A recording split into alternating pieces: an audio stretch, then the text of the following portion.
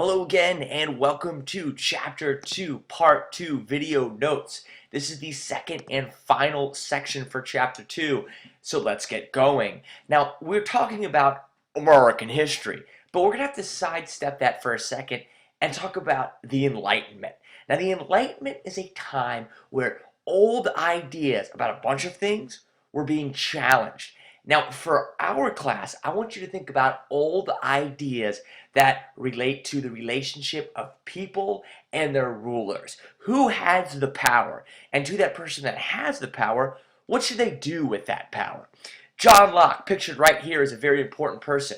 John Locke believes that all people have what he calls natural rights. These are rights that you're just born with. As soon as you come out of your mother's womb, you got them. What are they? Life, liberty, and property. So, all people have these natural rights. Now, when a government is formed, you have a ruler and then you have all the people with the natural rights.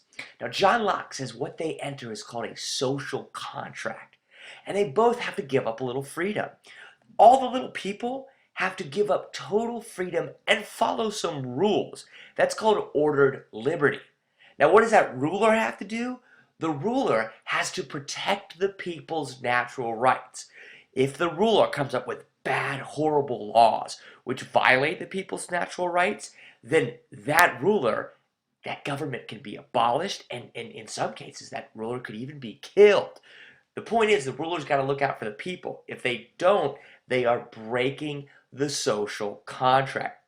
So John Locke's all about rights. He's about ordered liberty. He's about power to the people, and that's important because before that, I mean, if you look at almost any other government throughout history, the rulers had all the power.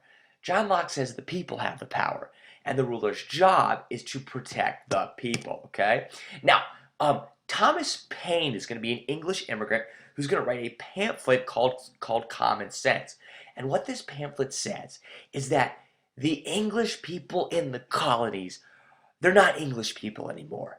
They need to become American people. Because kind of like what John Locke is saying, that if there's a bad government which doesn't protect the rights of the people, Thomas Paine says King George III and his government in Great Britain has been violating the rights of the people in the colonies, and that's why they need to be free. This Common Sense pamphlet, it's really a huge list of complaints against Great Britain. Now, a fancy vocab word for complaints are grievances. Common sense. The Declaration of Independence is going to combine the ideas of Locke and Paine. It's really broken down into three parts. The first part, when in the course of human events, it becomes necessary for one people to dissolve the political bands, da da da da da da da da. And at one point, Jefferson says, "We hold these truths to be self-evident, that all men are created equal, and they are endowed by their Creator with certain unalienable rights, that among these are life, liberty, and the pursuit of happiness." This is Thomas Jefferson taking John Locke's ideas and saying all people have natural rights.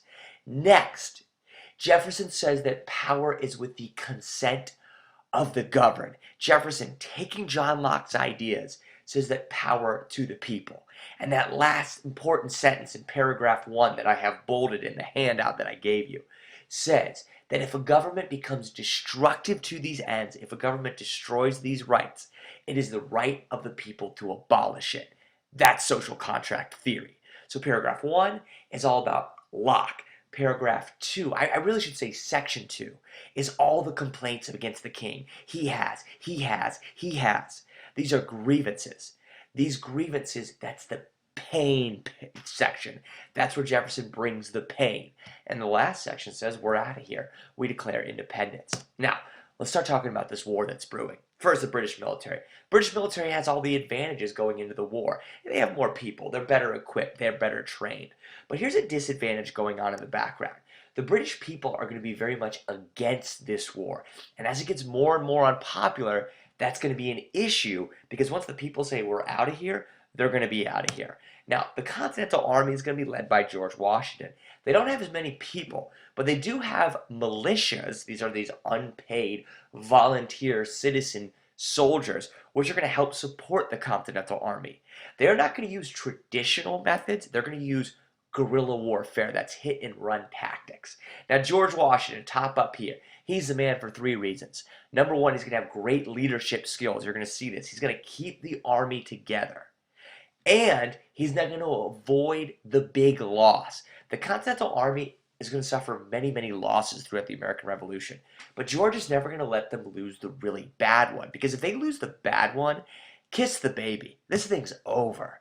And George knows that, so he's got great leadership skills. He keeps the army together and he looks to avoid the big loss. Here's a great example. It is December 25th, 1776. George Washington leads his men to cross the Delaware River. Delaware River on the other side of where he was Trenton. He has a surprise attack against the British on Christmas night. Now, this surprise attack is a great example of the leadership skills that George Washington had. His people believed in him. But it wasn't all great. It wasn't all this fun. Guys, soon after we have Valley Forge, winter encampments where nearly 2,500 Continentals will die because of lack of food and because of horrible conditions. But they don't desert. They don't desert in large numbers because they believe in George, because George, had such great leadership skills, okay? Key battle comes at the Battle of Saratoga. The Battle of Saratoga is going to be the turning point of the American Revolution, in which a large British force is going to surrender to the American forces at Saratoga, New York. Now, this is important because before the Battle of Saratoga, people over in Europe, they didn't think that America could actually win this thing. With the Battle of Saratoga, and most especially the enemy country of Great Britain, which is France, is going to negotiate the Treaty of Alliance. And this is done in large part because of this guy right here. Ben Franklin goes to France, says, "We need your help." France says, "Ooh, I just saw the Battle of Saratoga. We think you can win. We will help." And France is going to provide troops, but most importantly, they're going to provide a navy because the American forces did not have a navy. Now France is involved with the Treaty of Alliance because of the turning point, which is the Battle of Saratoga. The struggle in the Carolinas is led by General Cornwallis. That is a British guy. He goes down into the Carolinas because remember, the South had the strongest cultural and social ties to Great Britain. So his idea is that if I can get all these wannabe British guys to join up, we can at least hold on to the Carolinas. But this will not work. Throughout this campaign, Cornwallis is going to be attacked by the Continental Army and by militias. He's going to flee up to Yorktown, Virginia, where he's going to be surrounded on land by the Continental Army, and by sea, he's going to be cut off by the new American allies, by the French. And he will surrender at the Battle of Yorktown. Yorktown is going to be the last important battle of the American Revolution. Think Yorktown Y. Y is one of the last letters in the alphabet. And that's why the Battle of Yorktown is the last battle of the American Revolution. Couldn't have done it without the French. Could not have done it without the Allies gained. In the Treaty of Alliance, negotiated by Ben Franklin after victory at the Battle of Saratoga.